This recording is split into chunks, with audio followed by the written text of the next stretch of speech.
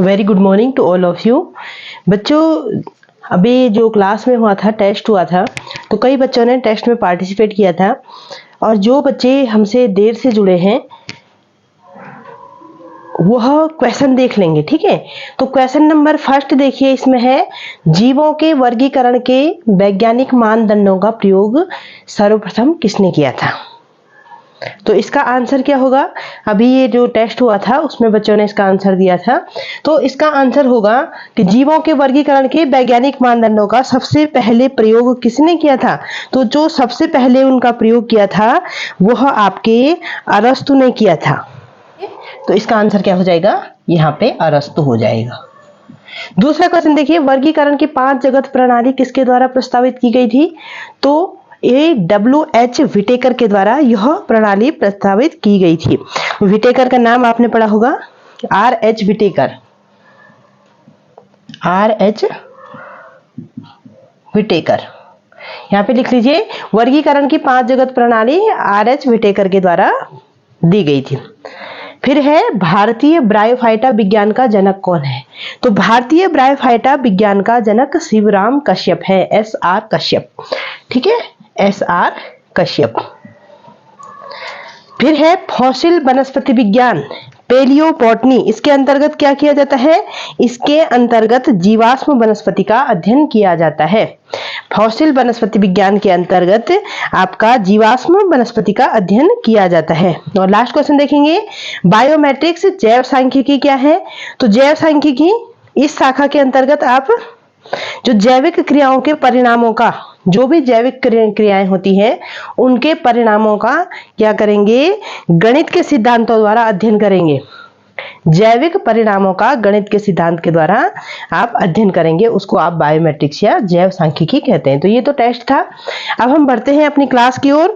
जहां हमने कल क्लास एंड करी थी वहां से आगे ले जाएंगे। सबसे पहले हमने कल बायोलॉजी का इंट्रोडक्शन पढ़ा था कि बायोलॉजी क्या है। बायोलॉजी में आपने पढ़ा था कि बायोलॉजी किन शब्दों से मिलकर के बना हुआ है, और बायोलॉजी के अंतर्गत जूलॉजी, बॉटनी आते हैं। उसके बाद हमने पढ़ा था कि जीवधारियों के कुछ स्पेशल लक्षण होते हैं, कैरेक्टरिस्टिक होते हैं, उसके आधार पे आप उन्हें जीवधारी कहेंगे। उसके बाद हमने पौधों और जंतुओं में अंतर पढ़ा था कि पौधे और जो जंतु होते हैं उनमें क्या क्या अंतर होता है। और आज की क्लास में हम शुरू करेंगे जीवों का वर्गीकरण। तो चलिए आज की क्लास को शुरू करते हैं, जीवों का वर्गीकरण। तो चलिए क्लास को शुरू करते हैं। जीवधारियों का वर्गीकरण, क्लासिफिकेशन ऑफ लिविंग बीइंग। हम बात कर रहे हैं जीवधारियों की, जीवों की नहीं कर रहे हैं, सिर्फ जीवधारियों की कर रहे हैं। जीवों के अंतर्गत आपके पौधे भी आते हैं और आपके जंतु भी आते हैं। पौधे, जंतु, उसके अलावा जो बैक्टीरिया हो गए हैं, इन सबको आप जीवधारियों के अंदर अभी पढ़ेंगे। जैसे वायरस हो गया, इन सबको आप पढ़ेंगे यहाँ पर।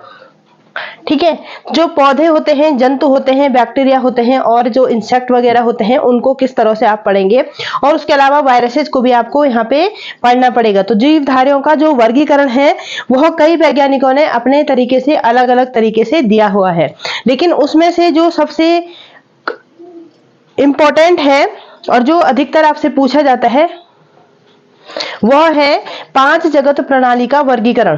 तो जीवधारियों का वर्गीकरण हम पढ़ रहे हैं।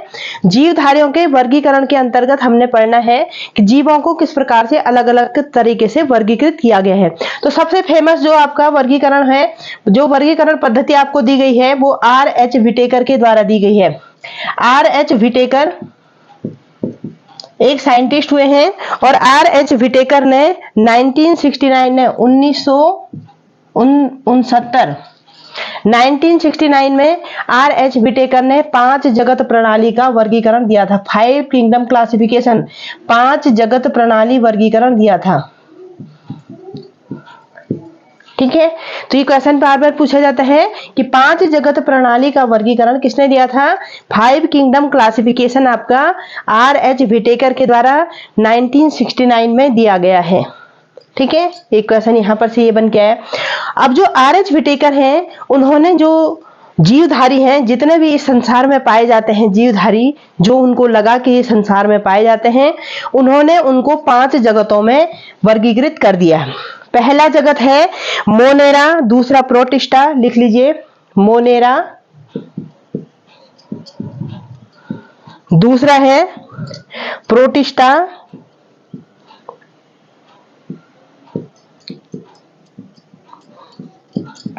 प्रोटिस्टा। तीसरा है कवक, इसको फंजाई भी कहते हैं। कहीं कहीं पे कवक लिखा होगा, कहीं पे आपका फंजाई भी लिखा हुआ होगा। चौथा आपका हो गया है किंगडम प्लांटी,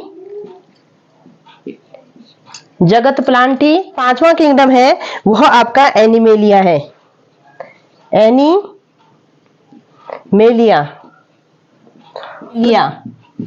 ठीक है, तो जो आर.एच. व्हिटेकर हुए हैं उन्होंने 1969 में 5 किंगडम क्लासिफिकेशन आपका दिया था।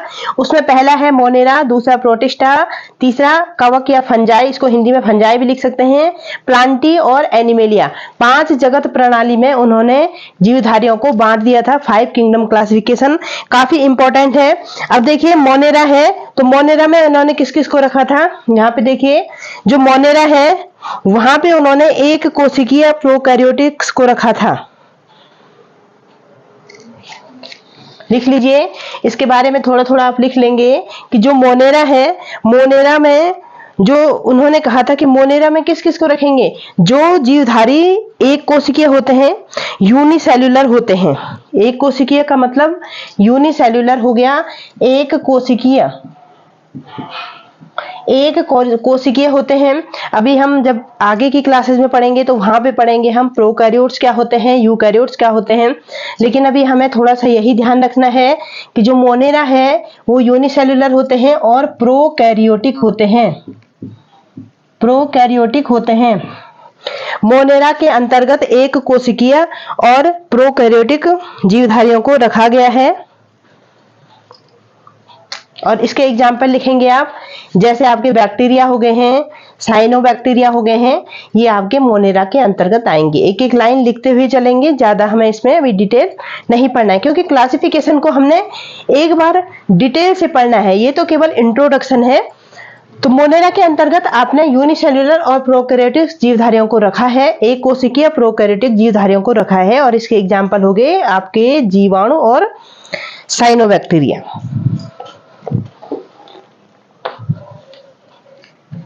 अब देखिए प्रोटिस्टा, तो प्रोटिस्टा के अंतर्गत किसको रखा गया है। अब एक क्वेश्चन पूछा गया था लास्ट में, एलटी जो एग्जाम हुआ था उसमें पूछा गया था कि जो प्रोटिस्टा शब्द है वह किसने दिया था। जो प्रोटिस्टा शब्द है वो हीकेल के द्वारा दिया गया था, इसको नोट करिए। जो प्रोटिस्टा है, शब्द प्रोटिस्टा हीकेल के द्वारा दिया गया है, हीकेल।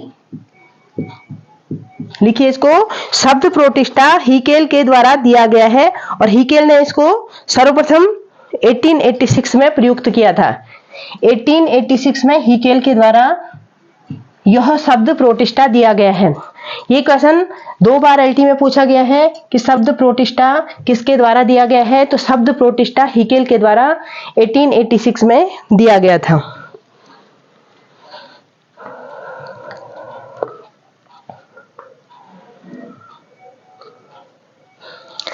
अब जो प्रोटिस्टा होते हैं ये एक कोशिकीय होते हैं और कुछ कॉलोनियल भी होते हैं, और इनमें पूर्ण विकसित केंद्रक पाया जाता है। तो पूर्ण विकसित केंद्रक पाया जाता है अर्थात ये यूकैरियोट्स होते हैं।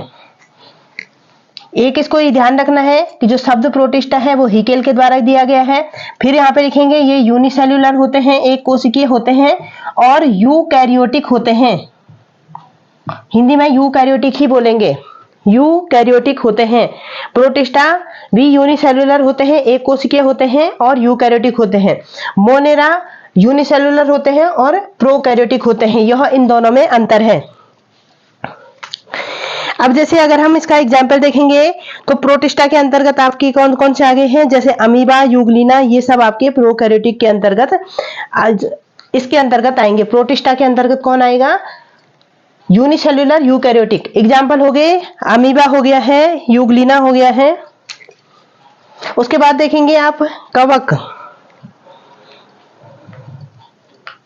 अब जो कवक होते हैं, फंजाई होते हैं, तो इस जगत के जो ये जगत है इसके अंतर्गत मल्टी सेल्युलर, ये होते हैं मल्टी सेल्युलर। और हेट्रोट्रॉफ होते हैं। हेट्रोट्रॉफ मतलब होता है परपोषी होते हैं। हेटेरोट्रॉफ परपोषी होते हैं। जो कवक होते हैं वो बहुकोशिकीय और परपोषी होते हैं, मल्टीसेल्युलर और हेट्रोट्रॉफ होते हैं। इनमें प्रकाश संश्लेषण नहीं होता है क्योंकि इनमें पर्णहरिम नहीं पाया जाता है, इसलिए फंजाई में आपका प्रकाश संश्लेषण नहीं होता है, इसीलिए ये परपोषी होते हैं। और एग्जाम्पल क्या, ये भी यूकैरियोटिक होंगे। इसके बाद हम एक चार्ट भी बनाएंगे इसके लिए। जो फंजाई होते हैं वो मल्टीसेल्युलर होते हैं, लेकिन इनमें पर्णहरिम नहीं पाया जाता है और ये परपोषी होते हैं। इनमें जो केंद्रक होता है वो पूर्ण केंद्रक पाया जाता है, इसलिए ये यूकैरियोटिक होते हैं। कवक की बात कर रहे हैं हम। और इससे एग्जाम्पल लिखेंगे आप, जैसे राइजोपस हो गया, स्लाइम मोल्ड हो गया, यीस्ट हो गया, ये सारे इसके एग्जाम्पल हैं। तो इसके एग्जाम्पल लिखेंगे, लिखिए राइजोपस, लिखिए स्लाइम मोल्ड, यीस्ट, ये सब आपके कवक के अंतर्गत आएंगे। अभी हम यहाँ पे केवल इंट्रोडक्शन पढ़ रहे हैं। अभी आगे की जो क्लासेज होगी वहां पे हम इसको डिटेल में पढ़ेंगे कि जो ये मोनेरा है इसके अंतर्गत कौन कौन से आते हैं, उनका क्या क्लासिफिकेशन रहेगा, उनकी क्या कैरेक्टरिस्टिक रहेगा, तो ये सब हम अगली क्लास में पढ़ेंगे। अब देखिए प्लांटी। अब प्लांटी के अंतर्गत क्या आते हैं, इसके अंतर्गत सभी पेड़ पौधे आते हैं। जो बहुकोशिकीय पौधे होते हैं वो इसके अंतर्गत आते हैं। प्लांटी के अंतर्गत बहुकोशिकीय पौधे आते हैं। यहां पे लिखेंगे मल्टीसेल्युलर प्लांट्स या बहुकोशिकीय। बहुकोशिकीय मल्टीसेल्युलर प्लांट्स आपके प्लांटी के अंतर्गत आते हैं। अब जो प्लांट्स होते हैं उनमें सेल वॉल पाई जाती है, ये आपको पता है। जो प्लांटी होते हैं इनमें आपके प्रकाश संश्लेषण होता है, फोटोसिंथेसिस की क्रिया इनके अंतर्गत होती है। ये अपना भोजन स्वयं बनाते हैं, इसलिए ये ऑटोट्रॉफ है। तो ये सारी क्वालिटी आपके किंगडम प्लांटी की है। और जो एनिमल है, एनिमेलिया है, एनिमेलिया के अंतर्गत आपके एनिमल्स आते हैं, बहुकोशिकीय जंतु इसके अंतर्गत आते हैं। और इसको देखेंगे, जो किंगडम प्लांटी है इसके अंतर्गत जो बहुकोशिकीय प्लांट्स आते हैं उसमें आपके पूरे, जैसे हम पढ़ेंगे कि जो प्रकाश संश्लेषण की जिनमें क्रिया होती है, जैसे एल्गी हो गया है और मॉस हो गया है, फर्न हो गया है, हमने पढ़ा था ना। इसमें हम पढ़ेंगे एल्गी, ब्रायोफाइटा, टेरिडोफाइटा। प्लांटी के अंदर पढ़ेंगे algae, bryophyta, pteridophyta, gymnosperm, angiosperm, इस प्रकार से हायर क्लासेस की ओर जाते रहेंगे।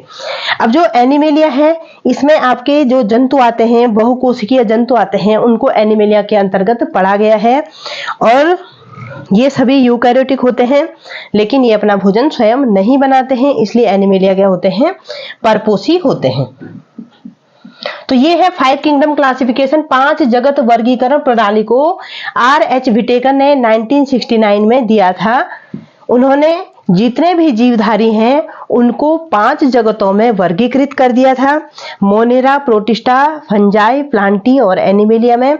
मोनेरा के अंतर्गत उन्होंने यूनिसेल्युलर और प्रोकैरियोटिक्स जीवधारियों को रखा था।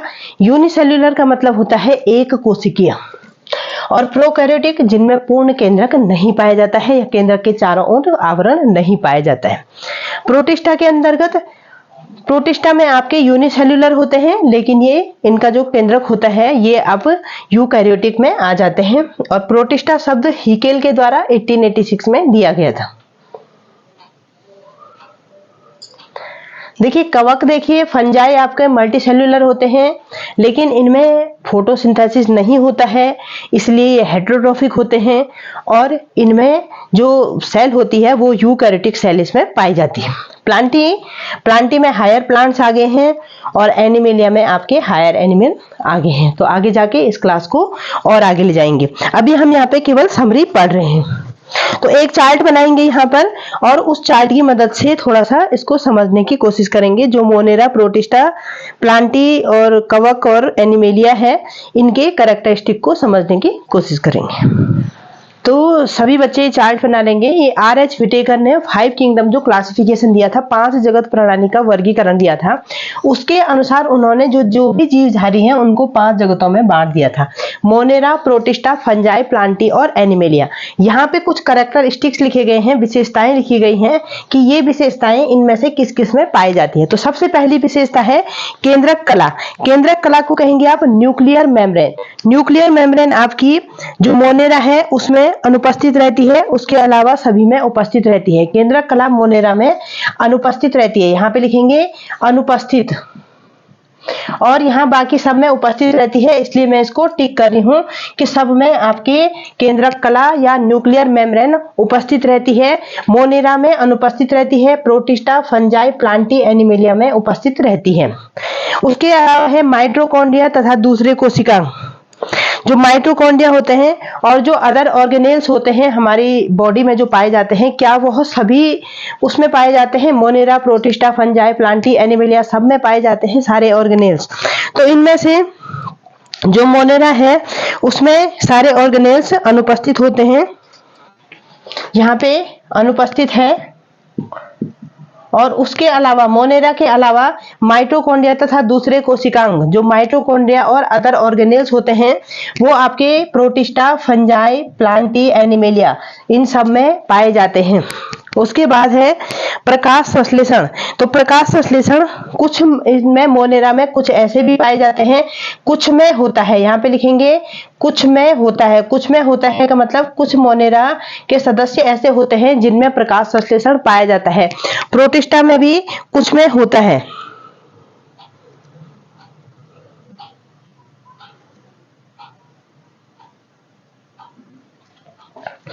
ठीक है, जो प्रोटिस्टा होते हैं, प्रोटिस्टा में भी कुछ में होता है, यहाँ पे लिखेंगे कुछ में होता है, कुछ में होता है मतलब सब में नहीं होता है, किसी किसी में होता है। मोनेरा में भी कुछ में होता है का मतलब हो गया है कि सारे मोनेरा के सारे सदस्यों में नहीं होता है, कुछ सदस्य ऐसे होते हैं जिनमें फोटोसिंथेसिस की प्रक्रिया होती है, इसलिए यहाँ पे लिखा है कुछ में होता है। फंजाई, इसमें प्रकाश संश्लेषण की क्रिया नहीं होती है, प्रकाश संश्लेषण की क्रिया फंजाई में नहीं होती है। उसके अलावा प्लांटी देखेंगे तो प्लांटी में फोटोसिंथेसिस होता है, एनिमेलिया में फोटोसिंथेसिस नहीं होता, एनिमल्स में फोटोसिंथेसिस नहीं होता है, प्लांटी में होता है, और फंजाई में भी फोटोसिंथेसिस नहीं होता है। मोनेरा और प्रोटिस्टा के कुछ सदस्यों में प्रकाश संश्लेषण की क्रिया होती है। अब है चलन। चलन का मतलब हो गया है लोकोमोशन। लोकोमोशन का मतलब होता है एक स्थान से दूसरे स्थान को जाना। तो एक स्थान से दूसरे स्थान पे जो मोनेरा है तो उसमें से चलन किस किस में होता है? कुछ मोनेरा एक स्थान से दूसरे स्थान पे जा सकते हैं, तो आप में लिखेंगे, आप यहाँ पे लिख सकते हैं कुछ में उपस्थित, किसी किसी में उपस्थित होता है, कुछ में उपस्थित होता है। उसके अलावा जो प्रोटिस्टा है इसमें भी यही सिचुएशन है कि कुछ में यह उपस्थित होता है, कुछ में उपस्थित होता है। उसके अलावा फिर आप देखेंगे फंजाई, तो फंजाई में क्या होता है? मुख्यतया अनुपस्थित होता है। फंजाई में मुख्यतया अनुपस्थित होता है, यहाँ पे लिखिए मुख्यतया अनुपस्थित होता है। यहाँ पे लिखा है कुछ में उपस्थित होता है, कुछ में उपस्थित होता है, और यहाँ पे लिखेंगे मुख्यतया अनुपस्थित होता है। उसके बाद देखेंगे प्लांटी, तो प्लांटी में क्या होता है? प्लांटी में भी मुख्यतया अनुपस्थित ही होता है। प्लांट कहीं इधर उधर लोकोमोशन नहीं करते हैं, हाँ उनमें गति होती है, मूवमेंट होता है, जो प्रकाशानुवर्ती गति होती है, इस तरह की जो गति होती है वो अलग होता है, लेकिन गमन का मतलब होता है एक स्थान से दूसरे स्थान को जाना। तो प्लांटी में मुख्यतया क्या होता है? अनुपस्थित ही होता है, और एनिमेलिया में यह उपस्थित होता है। अब हम आकारकी की बात करेंगे। आकारकी का मतलब है मॉर्फोलॉजी। तो जो मॉर्फोलॉजी है वह कैसी होती है? एक कोशिकीय होते हैं। जो मोनेरा होते हैं वो यूनिसेल्युलर होते हैं, यहाँ पे लिखेंगे एक कोशिकीय, यूनिसेल्युलर। जो आकार की है मॉर्फोलॉजी आपकी मोनेरा की एक कोशिकीय होती है, इसको यूनिसेल्युलर कहेंगे। प्रोटिस्टा में भी यह एक कोशिकीय होती है। प्रोटिस्टा में भी यह एक कोशिकीय होती है, इसको यूनिसेलुलर कहेंगे। लिखिए यहाँ पे एक कोशिकीय यूनिसेलुलर होती है। उसके बाद देखेंगे कवक में यह अधिकतर बहुकोशिकीय होती है। ज्यादातर फंजाई आपके मल्टीसेलुलर होते हैं। यहाँ पे लिखेंगे अधिकतर बहुकोशिकीय। लिखिए अधिकतर बहुकोशिकीय होते हैं, फंजाई अधिकतर बहुकोशिकीय होते हैं। प्लांटी देखेंगे तो प्लांटी आपके बहुकोशिकीय होते हैं। यहाँ पे लिखिए बहुकोशिकीय होते हैं प्लांटी, और एनिमेलिया भी आपके बहुकोशिकीय होते हैं। अब जो कोशिका भित्ति है, कोशिका भित्ति आपकी मोनेरा में उपस्थित होती है। यहाँ पे लिखेंगे मोनेरा में कोशिका भित्ति उपस्थित होती है। प्रोटिस्टा में कोशिका भित्ति अनुपस्थित होती है। फंजाई में कोशिका भित्ति उपस्थित होती है। प्लांटी में भी कोशिका भित्ति उपस्थित होती है, और एनिमेलिया में कोशिका भित्ति अनुपस्थित होती है। तो यहां पे लिखेंगे इसमें प्रेजेंट होती है, इसमें भी प्रेजेंट होती है, इसमें भी प्रेजेंट होती है, और इसमें अब्सेंट होती है।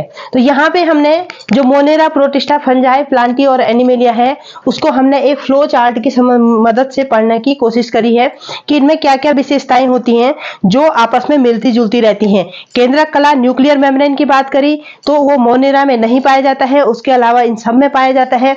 माइटोकॉन्ड्रिया और दूसरे कोशिकांग की बात करी हमने तो वह भी मोनेरा में अनुपस्थित होता है, और सभी प्रोटिस्टा, फंजाई, प्लांटी, एनिमेलिया सब में पाया जाता है। प्रकाश संश्लेषण कुछ मोनेरा में होता है, कुछ प्रोटिस्टा में होता है, फंजाई में तो बिल्कुल नहीं होता है, प्लांटी में होता है, और एनिमेलिया में भी प्रकाश संश्लेषण नहीं होता है। चलन की बात करी हमने, लोकोमोशन की बात करी तो मोनेरा में कुछ में उपस्थित होता है, कुछ प्रोटिस्टा में लोकोमोशन होता है, फंजाई में मुख्यतया अनुपस्थित होता है, और प्लांटी में भी मुख्यतया आपका अनुपस्थित होता है, और एनिमेलिया में उपस्थित होता है। आकार की बात करिए, आकार की का मतलब होता है मॉर्फोलॉजी। तो मॉर्फोलॉजी के हिसाब से देखा जाए तो मोनेरा एक कोशिकीय होते हैं, प्रोटिस्टा भी आपके एक कोशिकीय होते हैं, और जो फंजाई है वह आपके अधिकतर बहुकोशिकीय होते हैं। फंजाई, प्लांटी भी आपके बहुकोशिकीय होते हैं, और एनिमेलिया भी आपके बहुकोशिकीय होते हैं। कोशिका भित्ति की बात करेंगे हम तो मोनेरा में कोशिका भित्ति उपस्थित होती है, जो प्रोटिस्टा होते हैं उसमें कोशिका भित्ति अनुपस्थित होती है, फंजाई में कोशिका भित्ति उपस्थित है, प्लांटी में कोशिका भित्ति उपस्थित है, और एनिमेलिया में कोशिका भित्ति अनुपस्थित होती है। तो यह था 5 किंगडम क्लासिफिकेशन जो कि R.H. व्हिटेकर के द्वारा दिया गया था। अब हम एक क्लासिफिकेशन पढ़ेंगे 6 किंगडम क्लासिफिकेशन। यह भी 5 किंगडम क्लासिफिकेशन के बाद यह भी काफी प्रचलित हुआ था। तो लिखिए 6 किंगडम क्लासिफिकेशन। 6 जगत प्रणाली का जो क्लासिफिकेशन है उसके बारे में पढ़ेंगे। अब यहाँ पे देखिए 6 किंगडम क्लासिफिकेशन। 6 किंगडम क्लासिफिकेशन 6 जगत जो प्रणाली का क्लासिफिकेशन है वह हम देखेंगे 6 जगत प्रणाली का क्लासिफिकेशन किस प्रकार से किया गया था। तो जो R.H. व्हिटेकर है उन्होंने 5 किंगडम जो क्लासिफिकेशन दिया था, 5 जगत प्रणाली का जो क्लासिफिकेशन दिया था, तो उसके अनुसार उन्होंने जीवधारियों को 5 जगतों में बांटा था। कौन कौन से थे वो थे Monera, protista, fungi, Plantae and animalia. तो यहाँ पे 6 किंगडम क्लासिफिकेशन में क्या किया था कि जो आपका मोनेरा था, मोनेरा को 2 भागों में बांट दिया था। मोनेरा को 2 भागों में बांट दिया था। पहला था यू बैक्टीरिया और दूसरा था आर्की बैक्टीरिया। आर्की बैक्टीरिया, ठीक है। तो मोनेरा को इन्होंने 2 भागों में बांट दिया है, यू बैक्टीरिया और आर्की बैक्टीरिया। उसके बाद जो मोनेरा के बाद जो अन्य थे प्रोटिस्टा, फंजाई, प्लांटी, एनिमेलिया, उसको एज इट इज रहने दिया। तो 1, 2 ये हो गए हैं, तीसरा प्रोटिस्टा हो गया है, चौथा आपका फंजाई हो गया है, पांचवा आपका प्लांटी हो गया है, और छठवां एनिमेलिया हो गया है। तो इस प्रकार से यह जो वर्गीकरण हो गया यह आपका 6 किंगडम क्लासिफिकेशन हो गया। तो थोड़ा सा यू बैक्टीरिया और आर्की बैक्टीरिया के बारे में भी पढ़ लेते हैं। अब जो यू बैक्टीरिया होते हैं वह आपके, यू का मतलब होता है, आप ग्रीक भाषा में देखेंगे तो यू का मतलब होता है ट्रू, और जो आर्की बैक्टीरिया होते हैं ये प्राचीन जीवाणु होते हैं। तो जो यू बैक्टीरिया है यह एक कोशिकीय होते हैं और प्रोकैरियोटिक होते हैं। ये होंगे ही, क्योंकि ये तो मोनेरा के अंदर है। मोनेरा के अंदर हमने अभी पढ़ा था कि ये क्या होते हैं, प्रोकैरियोटिक होते हैं और यूनिसेल्युलर होते हैं। तो यू बैक्टीरिया के अंदर, यू बैक्टीरिया को आप ट्रू बैक्टीरिया कहेंगे और आर के बैक्टीरिया को आप, जो अनसेंट बैक्टीरिया है, जो प्राचीन बैक्टीरिया है, उसको आर्की बैक्टीरिया कहा गया है। तो आर्की बैक्टीरिया प्राचीन जीवाणुओं को कहा गया है। और ये भी एक कोशिकीय और प्रोकैरियोटिक होंगे, क्योंकि ये मोनेरा को ही दो भागों में बांटा है, क्योंकि मोनेरा खुद ही क्या होता है, यूनिसेल्युलर और प्रोकैरियोटिक होते हैं। तो आर्की बैक्टीरिया और यू बैक्टीरिया भी आपके यूनिसेल्युलर और प्रोकैरियोटिक होंगे। तो यहाँ पे हम यू बैक्टीरिया और आर्की बैक्टीरिया को ज्यादा डिटेल में नहीं पढ़ेंगे। यहाँ पे हमने ये समझना था कि जो 6 किंगडम क्लासिफिकेशन है वह किस प्रकार से आया। तो 6 किंगडम क्लासिफिकेशन का मतलब ये हो गया है कि जो मोनेरा है उसको दो भागों में बांट दिया है, यू बैक्टीरिया और आर्की बैक्टीरिया में बांट दिया है। तो फर्स्ट नंबर पे यू बैक्टीरिया आ गया है आपका, सेकेंड नंबर पे आर्की बैक्टीरिया आ गया है आपका, थर्ड नंबर पे आपका प्रोटिस्टा आ गया है, फोर्थ नंबर पे आपका फंजाई आ गया है, फिफ्थ नंबर पे आपका प्लांटी आ गया है और 6 नंबर पे आपका एनिमेलिया आ गया। इस प्रकार से यह 6 किंगडम क्लासिफिकेशन हो गया है। तो क्लासिफिकेशन के बारे में हम अभी इतना ही पढ़ेंगे, हमें अभी सिर्फ इसकी समरी पढ़नी है। अब हम थोड़ा से प्लांट किंगडम के बारे में जान लेते हैं कि जो पादप जगत है वह किस प्रकार से उसको वर्गीकृत किया गया है, पुरानी पद्धति नई पद्धति, उसके अनुसार भी इसको थोड़ा सा पढ़ लेते हैं। तो चलिए हम बढ़ते हैं पादप जगत की ओर। पादप जगत, पादप जगत का मतलब होता है प्लांट किंगडम। तो प्लांट जो किंगडम है उसको सबसे पहले जो पुरानी पद्धति है उसके अनुसार पादप जगत को दो भागों में वर्गीकृत किया गया था। यह आपके बाद में भी काम आएंगे और अभी भी काम आएंगे। तो जो पादप जगत है उसको पुरानी पद्धति के अनुसार दो भागों में वर्गीकृत किया गया था। पहला था क्रिप्टोगेम्स और दूसरा था फेनेरोगेम्स।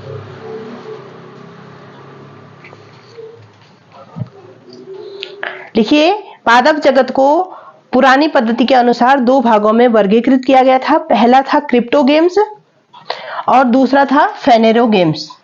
फेनेरोगेम्स अगर इंग्लिश में लिखना है तो लिख लीजिए क्रिप्टो गेम्स और फेनेरोगेम्स। फेनेरोगेम्स को आप स्पर्मेटोफाइट्स भी कहते हैं।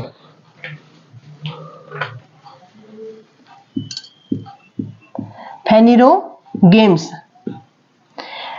क्रिप्टोगेम्स और फेनेरोगेम्स, ठीक है। तो जो फेनेरोगेम्स है उसको आप पुष्पी पौधे भी कहते हैं या स्पर्मेटोफाइट्स भी कहते हैं। जो फेनेरोगेम्स है इसको आप पुष्पी पौधे भी कहेंगे और इसको आप स्पर्मेटोफाइट्स भी कहेंगे। स्पर्मेटोफाइट्स, फेनेरोगेम्स को पुष्पीय पौधे या स्पर्मेटोफाइट्स भी कहते हैं, बीजीय पौधे भी कहते हैं। पुष्पीय पौधे या बीजीय पौधे स्पर्मेटोफाइट्स, ठीक है। और क्रिप्टोगेम्स आपके जो होते हैं उनमें बीज और पुष्प नहीं होते हैं। तो जो पुरानी पद्धति थी उसके अनुसार जो पादप जगत है उसको आपने दो भागों में वर्गीकृत किया था, क्रिप्टोगेम्स और फेनेरोगेम्स में। क्रिप्टोगेम्स के अंतर्गत आपका थैलोफाइटा, ब्रायोफाइटा और टेरिडोफाइटा को रखा गया था। इसके अंतर्गत आपके थैलोफाइटा, दूसरा ब्रायोफाइटा और तीसरा टेरिडोफाइटा को रखा गया था। टेरिडोफाइटा को रखा गया था।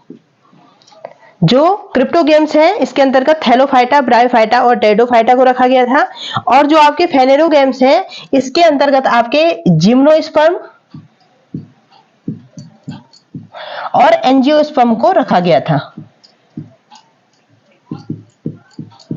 जिम्नोस्पर्म और एंजियोस्पर्म को इसके अंतर्गत रखा गया था। आवृत, जिम्नोस्पर्म का मतलब हो गया है अनावृत बीजीय पौधे और एंजियोस्पर्म का मतलब हो गया है आवृत बीजीय पौधे।